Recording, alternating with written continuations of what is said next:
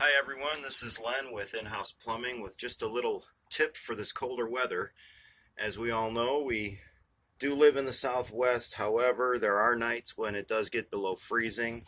When you're looking at your faucet like this here, the hose should never be left on, because then any water that's left inside of the chamber here can freeze and it can burst your bib here, what we call a hose bib. Also, if you notice, take a look at this one here. It has some insulation on it. Not all the way. It looks like whoever soldered it melted some siding. However, best thing you can do here in situations like this, cover it, because the insulation that's on here is going to either keep the pipe warm or keep the pipe cold. You see, if the water's not moving, it's going to stay whatever temperature is outside here. So it'll help if the whole entire thing is covered.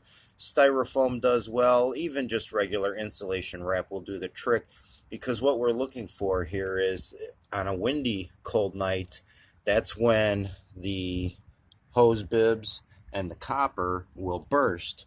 So best bet, cover these when the temperatures drop. Save yourself the expense of installing a new one, and always remove your hose in the cold weather.